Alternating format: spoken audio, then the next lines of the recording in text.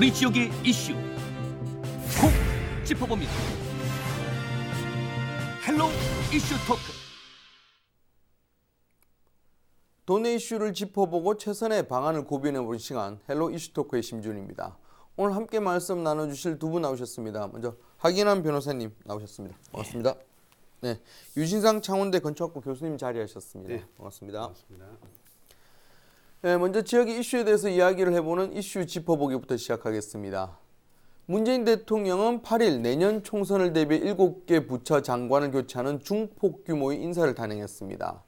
김해공항 확장안을 놓고 찬반 논란이 계속되고 있는 상황에서 경남에서 가장 관심이 가는 인사는 아무래도 최정호 후보자의 국토부 장관의 내정 소식인데요. 최 후보자는 지난 2016년 김해신공항 건설 사업 결정 당시 실무 최고 책임자였기 때문입니다. 일단 최정호 국토부 장관 내정자는 어떤 인물인지 파악되면 김해신공항 사업의 실행 여부 어떻게 될 것인지 실마리가 좀 파악이 될 것 같은데요. 어떻게 보십니까?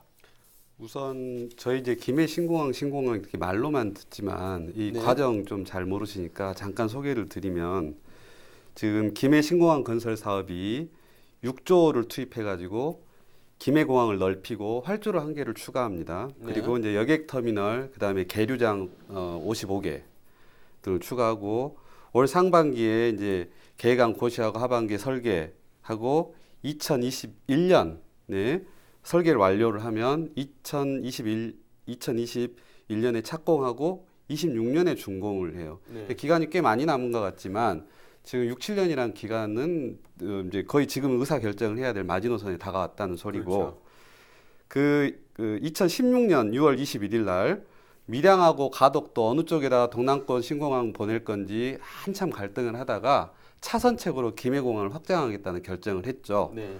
근데 이제 방금 말씀하신 것처럼 우리 최정호 후보자가 이제 내정이 돼서 굉장히 이제 말들이 추측이 난무하는 거죠. 왜냐하면 그분이 이제 국토부에서 제2차관 지냈고 기획조정실장 있고 항공정책실장, 그러니까 교통 정책을 정하는 주요 보직을 다 했었단 말이죠. 그리고 2016년도에 김해 신공항 굉장히 말이 많았을 때 이 김해 신공항을 최종적으로 건설 사업을 김해 신공항 확장하는 걸 한다는 최종 결정을 했던 분이 이 양반인 거죠. 네. 그래서 이제 사람들이 되게 당황스러워하는 거, 이게 도대체 어떤 의미인가? 이 국토부 장관을 이 양반을 한 게.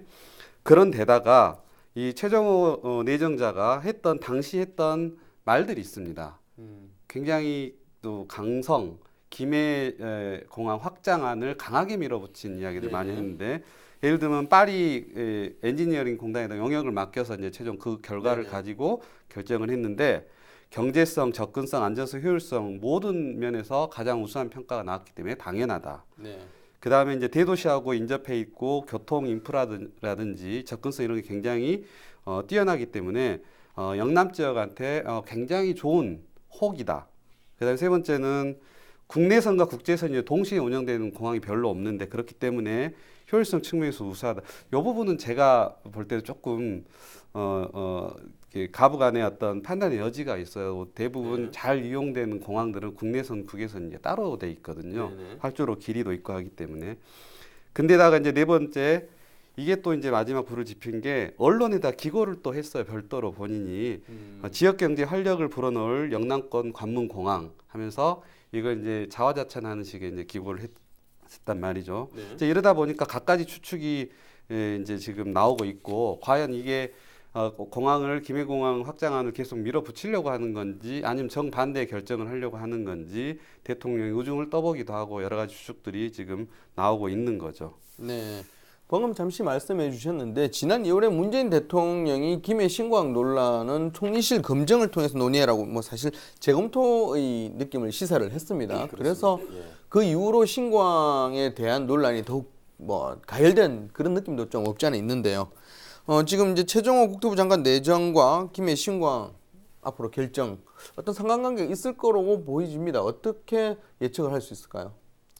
그래서 저는 이 사안에 대해서 대통령께서 분명하게 어떤 메시지를 던진다고 생각하고 있습니다. 네. 지난번에 그 재검토 또는 총리실의 검토 지시로 지역민의 얘기를 좀 들어보라는 메시지를 던졌고 또 김해 공항주의자인 이번 그 차관을 장관으로 이렇게 내부 승진을 시키면서 이렇게 보낸 메시지는 김해 공항주의자인 네가 들어가서 책임을 맡으면서 정말로 한번 제대로 검증해 보라는 메시지라고 저는 이해하고 있습니다. 네. 일반적으로 공항은 말입니다. 필요성 그리고 또 그것의 최적의 효율 그리고 그걸 추진할 수 있는 정치적 어떤 힘 이 세 가지가 어우러져야 되는데 김해 공항으로 선정된 그 이유를 보면 결과적으로 정치적인 대립에 의해서 딴 곳에 가기보다는 있는 것이 최소화되고 또 기존에 있는 것을 그나마 좀 활용하면 좀 안 낫겠나라는 소극적인 효율성 때문에 그렇게 된 건데요. 네. 그러나 우리가 원점에서 놓고 본다면 효율성 측면에서 지금 정작 당사자인 김해 주민들이 엄청나게 반대하고 있지 않습니까? 네. 그리고 부울경 단체장들이 대놓고 말을 못해서 그렇지 김해를 원치 않는단 말이에요. 네. 정치적으로 이것을 추동할 힘이 그렇게 많지 않은 상황에서 김해 공항주의자인 이 국토부 장관이 어떻게 풀어낼지를 보면 알겠죠.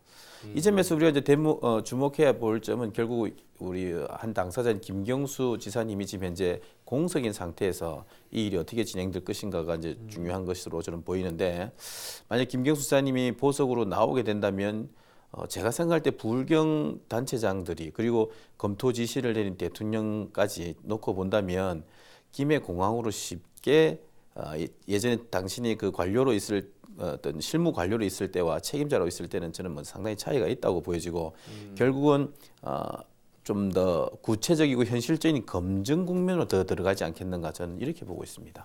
아무래도 이제 오히려 이제 그 당시 실무 책임자를 했던 사람이 이제 장관을 함으로써 조금 더 이제 재검토 쪽으로 볼 수 있는 가능성은 높다. 검토의 신중. 그러니까 네.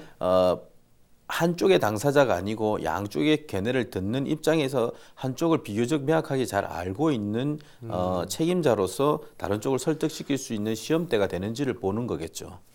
알겠습니다.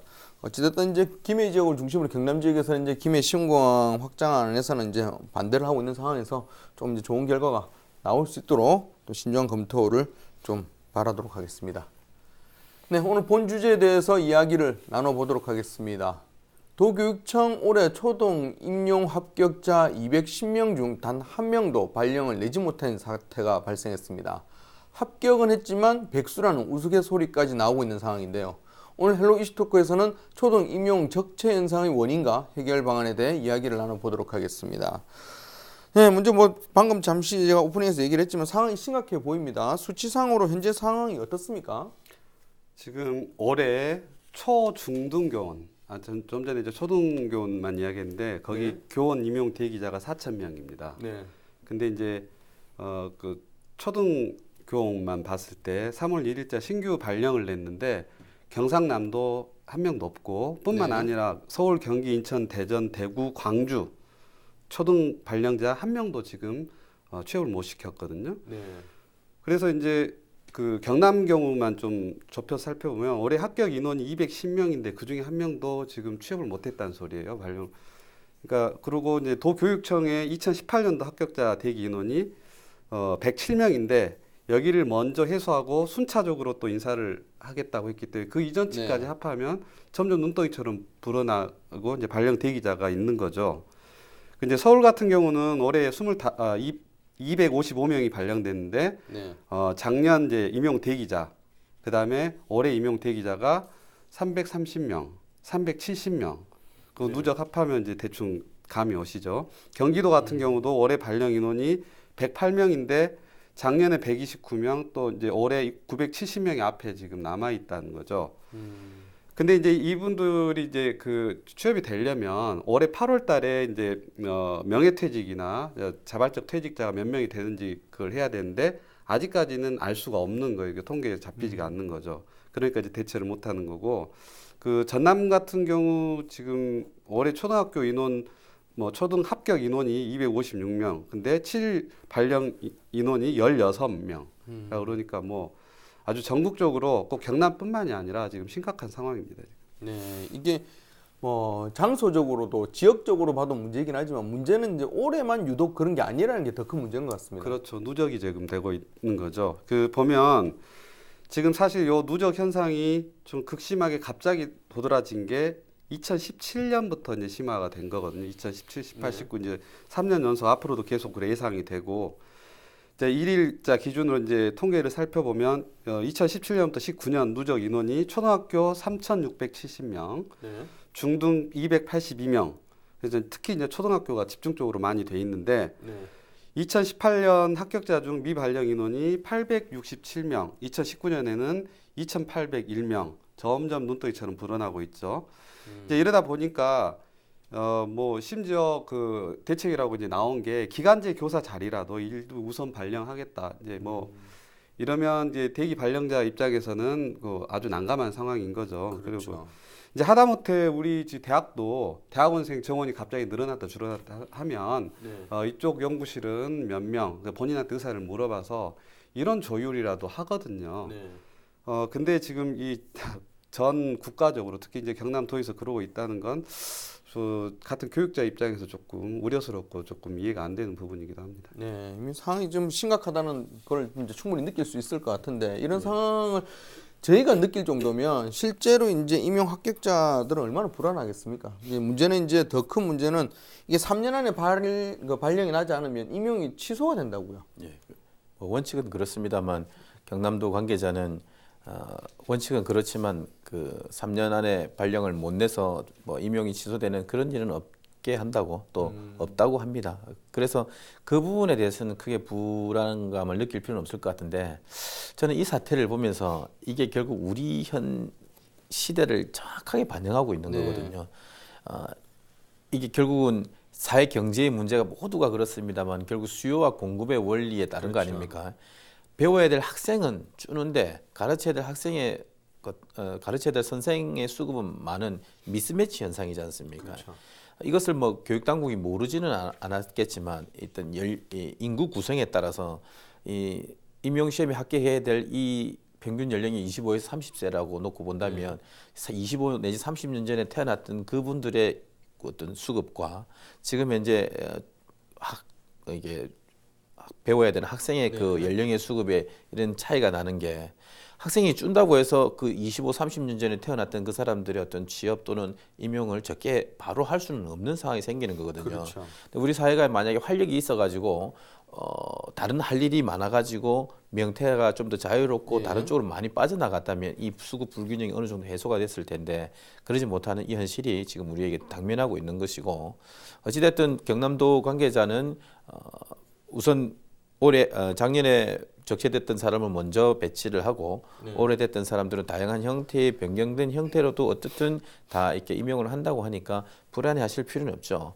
그러나 이제 뭐 사실 그렇긴 하지 않습니까? 시험에 합격했다고 해서 되게 서로 좋아하고 했는데 뭐 다음 달에도 그 다음 달에도 1년 뒤에도 일 안 하고 있으면 사실상 백수나 마찬가지인 그런 상태가 되는데 좀 이따 뒤에 말씀드리겠습니다만 다양한 변형된 형태로 어떤 전환할 수 있는 거를 우리가 같이 고민해 본다면 해소될 수 있으리라 봅니다. 네, 사실은 좀 안타까운 게 초등학교 교사라고 하면 굉장히 이제 좋은 직장, 안정적인 직장으로 봤는데 지금 이런 이제 사실상 엄청 예쁜 선물 보따리를 그렇죠. 받았는데 여러분이 지금 아무것도 없는 셈인 거죠. 지금. 그러니까 이제 사실 뭐 본인들 입장에서는 굉장히 좀 황당하고 당황스러웠을 거라는 생각을 좀 합니다.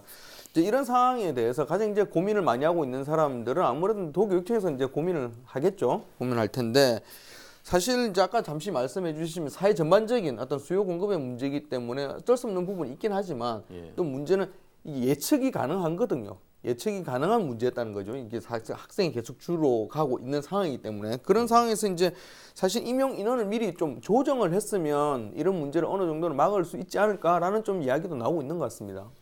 물론 당연히 예측이 가능하죠. 근데 정확한 예측은 사실상 좀 힘듭니다. 왜냐하면 지금 안정된 직장일수록 그 휴직하고 복직하고 이런 것들이 아주 탄탄하게 보장돼 있기 때문에 변수가 굉장히 많습니다. 그리고 퇴직, 명예퇴직하거나 이렇게 뭐 자진해서 퇴직하거나 정년 퇴직하는 분들도 그 인원이나 규모를 알기가 굉장히 힘들어요. 이분들이 그러니까 바꿔 말하면 그 사회 그 보장 안정적인 직장이 보장된 곳일수록 누가 언제 나갈지가 오히려 예측하기 힘든 아이러니한 상황이 바라고 있고 특히 이제 초등학교 같은 경우는 기간제 교사 활용률이 굉장히 높거든요.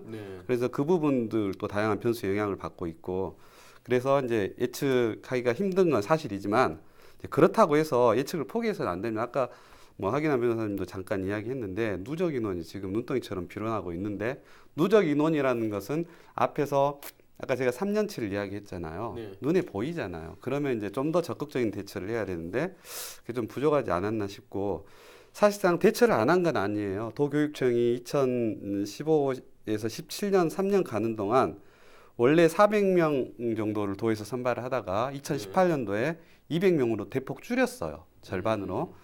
그 사실 그 임용 시험에 합격한 사람들 입장에서는 그 절반으로 줄였다는 건 굉장한 큰 그렇죠. 변화죠. 네. 근데 그럼에도 불구하고 교육 당국이 그 인원에 대한 것을 너무 소극적으로 하지 않았냐 이런 비판들이 있고 또 한쪽에서는 이제 예를 들면 그 초등 임용을 하고자 하는 어떤 단체에서는 이런 것들을 너무 갑자기 확 줄이는 거 아니냐 또 이런 불만도 나오고 있거든요. 그래서 참 애매한 입장이고 또 하나 이제 참 문제가 되는 게 있는데 2015년부터 2019년까지 5년간 도내 초등학교 그 임용 시험 경쟁률이 1.6에서 1.33대 1밖에 안 돼요. 예전에 굉장히 높았거든요. 네. 그러니까 이런 낮은 경쟁률 이런 것도 충분히 예측을 하고 그런 뭔가 대처를 할 수가 있었는데 이런 이제 비판도 나오고 있고요.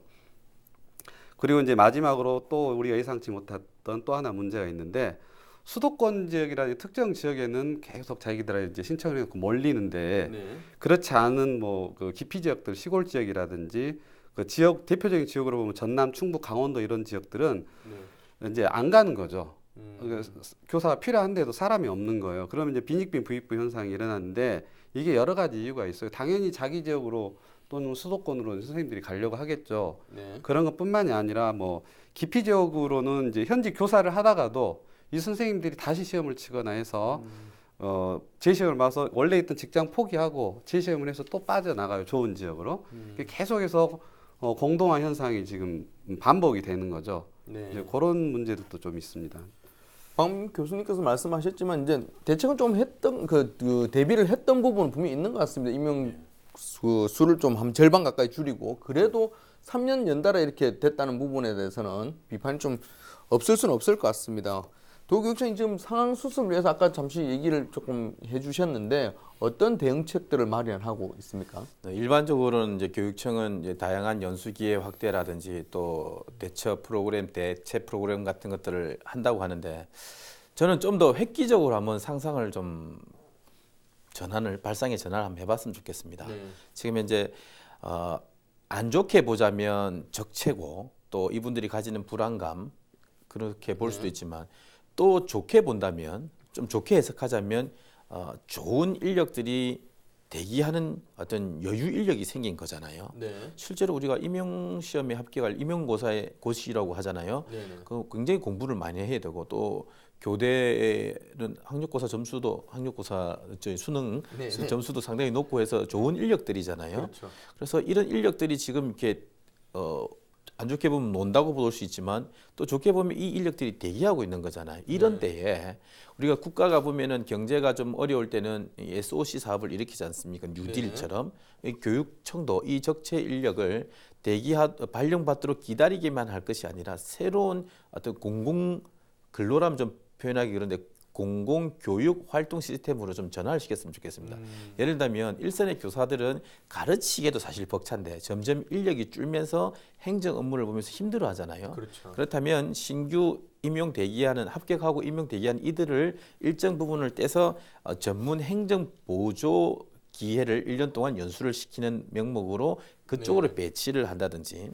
그다음에 우리가 이제 그 퇴직을 앞둔 분들이 공로 연수를 가잖아요. 네네. 물론 그분도 인사 적체 해소를 위해서 필요합니다만은 사실 그 연수가 아이들 가르치는 데서 돌아오는 어떤 순환 구조는 못 되잖아요. 네네. 그렇다면 일찍부터 연수를 받게 하는 그렇게 해서 오히려 이제 나머지 교원할 때 애들에게 전수해 줄 수 있는 그런 우리 예산도 선집행하는 것처럼 네네. 선 연수 기회를 부여한다든지 그다음에 이제 다양한 교육 형태 예를 들면 제가 표현하자면 그런 신야학이라고 하는데 이제 우리가 사회가 제2의 평생 교육 형태로 가지 않습니까? 이게 노인정이라든지 노인대학 이런 데에 우리 이 젊은 임용 대기 시험 합격한 이 분들을 교사단이라는 공공교육 교사단이라는 형태로 조직을 해서 각급 노인대학에 이미 이제 임용은 한 뒤에 그 기회로 전환 배치를 한다든지 하는 네네. 형태로 이 적체된 것을 풀어내줘야만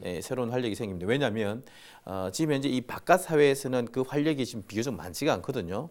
근데 이 현재 교원으로서의 정해진 틀 속에서 튀어도 많지가 않으니까 네네. 두고 있기보다는 한시적이나마 어떤 공공 서비스에 이때까지 못했던 걸 이 기회에 한번 활용할 수 있도록 저는 생각의 전환이 좀 필요하지 않나 이렇게 보고 있습니다.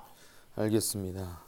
뭐 좋은 방안들 말씀을 해주셨는데 우선은 학생들의 그러니까 임용된 사람들에 대한 합격자 관리 시스템도 좀 필요하다는 얘기가 나오고 있습니다. 임용 대기 기간이 긴 만큼 그때 말 그대로 백수로만 있을 수는 없고 어쨌든 좀 더 발전적인 뭐 시간을 보내게 한다면 어떤 관리 시스템이라고 할까요? 뭐 그런 부분이 조금 필요하지 않나라는 지적도 나오고 있는 것 같습니다.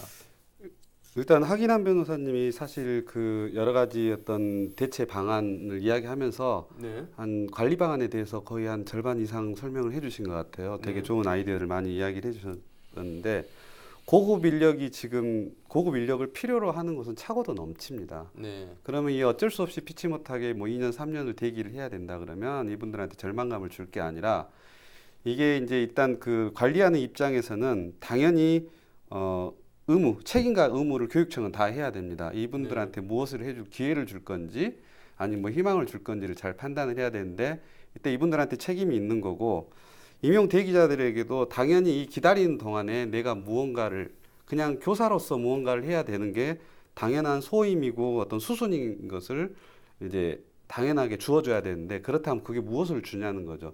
하기남 변호사님이 이야기했던 여러 가지 기회, 사회적 경험을 하게 하는 방법도 있고 수업 실습 아니면 연수를 할 때도 뭐 조그만이라도 상징적인 월급을 받고 연수를 하도록 하고 교육봉사도 마찬가지고 그런 걸 유도해서 그런 활동들이 단지 이제 자기 어떤 교사님은 웃으면서 그렇다고 하네요. 3년을 기다리면서 내가 오랜만에 공부 끝나고 나서 놀 수 있는 기회가 좋아져서 좋다.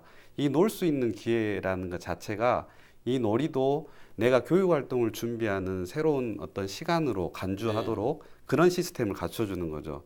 특히나 요즘 같은 경우는 이제 교육 시스템이 되게 많이 변하고 있잖아요. 네네. 근데 임용고시 준비한 분들은 뭐 4차 산업시대라든지 AI 교육이라든지 이런 데 대한 그 감이 지금 별로 없기 때문에 네. 그런 것에 대한 대응 교육 같은 것들을 시켜줄 수도 있는 거고 그래서 이제 결론부터 말씀드리면 다양한 프로그램을 이제 제공을 해줘야 되고 한쪽에서는 그걸 당연한 권리와 의무라고 생각을 해야 되고 한쪽에서는 그 관리자 입장에서는 그걸 책임이라고 생각을 해야 된다는 거죠. 그냥 서비스 옵션 정도가 아니라 그렇게 해서 좀 강하게 밀어붙일 필요가 있고 그리고 이제 뭐 당연한 이야기지만 이 교원 수급 정책 자체가 너무 좀 허술한 것 같아요. 더 정교하게 해서 뭐 1년이 됐을 경우, 2년이 됐을 경우, 3년 적체가 됐을 경우 이렇게 다 상황별로 그다음에 초등학교가 많아졌을 경우, 중등교원이 많아졌을 경우를 이렇게 좀 더 정교화해서 수급 대책을 좀 마련을 했으면 좋겠습니다. 네. 뭐 사실 초등학교 교사에 대한 인기가 굉장히 높았다. 그런 직업의 안정성 때문에라는 부분이 컸지 않습니까? 사실 뭐 진짜 교육자에 대한 그런 의미로 또 그 초등학교 선생을 원하시는 분도 있지만 사실은 이제 IMF 이후로 좀 어려운 경제 상황 속에서 좀 안정성이라는 부분이 크게 작용을 했는데 이제 IT 시대, 4차 산업혁명 시대에서는 이 교사라는 직업 자체도 이제 점점 이제 줄게 될 수밖에 없다라는 이제 전망이 나오고 있습니다. 그래서 이제 이번 이제 임용 적체하고는 조금 다른 부분이긴 하지만 좀 더 미래를 다양한 시각에서 보고 직업에 대해서 이제 선정할 수 있는 어떤 그런 스펙들이 좀 필요할 것 같은데 우선 교수님께서는 또 교단에 계시고 또 변호사님께서 젊은 분들을 많이 이제 뵙고 있을 텐데 그런 젊은이에게 직업을 선택하는 젊은이에게 조금 한마디씩 이런 거와 관련해서 조금 조언을 해주신다면 어떻게 있을까요? 교육계도 또 지금 임용을 준비하는 그 어떤 예비 교사들도 네. 생각의 전환이 좀 필요하다고 보는데 학교 다닐 때 공부하고 도서관에서 공부하고 임용시험에 합격한 그것이 학생들을 가르치는 모든 것이 다가 아니다는 점을 교사는 그것만이 다가 아니다는 점을 좀 이해를 했으면 좋겠고 교사도 봉사를 할 수 있고 교사도 연구를 할 수 있고 교사도 행정을 하면서 그런 스펙트럼 순환 중에서 애들을 가르치는 것도 들어가 있다는 것을 이해했으면 좋겠습니다. 마치 검사나 판사가 재판 연구관도 하고 그리고 또 재판 업무에 들어가고 법원 행정처에도 가고 그런 것처럼 저는 뭐 지금도 그 뭐 교육청에서 순환 근무를 하고 있긴 합니다만은 이렇게 여유가 생겼다고 볼 수 있을 때에 그런 기회를 교육청, 교육당국의 입장에서는 꼭 필요했는데 우리가 인력과 예산 때문에 특히 인력 때문에 못했던 부분을 찾아서 이 기회에 한번 그것을 제공해 줘야 되고 그다음에 이 어떤 예비 임용 대기자 또는 신규 교사에 해당되는 이 분들도 당신들이 책에서 배운 것만이 아닌 다양한 현장에서 봉사활동하고 교육 받으면서 오히려 좀 더 후반기 지식을 쌓을 수 있는 기회가 이번 기회가 됐으면 좋겠고 교사의 임용도 왔다 갔다 하는 것도 꼭 시험 한 번뿐만이 아니라 다양하게 경험해 볼 수 있고 좀 개방화되어 있으면서 열려질 수 있는 그런 사회가 이번 계기로 해서 한번 느껴볼 수 있으면 좋지 않을까 저는 그렇게 봅니다. 네, 이번 초등 임용 적체 현상은 올해 해결하는 것이 사태 수습의 끝이라는 보장은 없습니다. 시대의 흐름에 놓인 수순 의무를 인식하고 교육자와 학령기 인구를 세밀하게 파악해 점진적으로 다른 구조를 만드는 것이 시급한 시점입니다. 오늘 헬로 이슈 토크는 여기까지입니다. 함께 말씀해 주신 두 분 고맙습니다.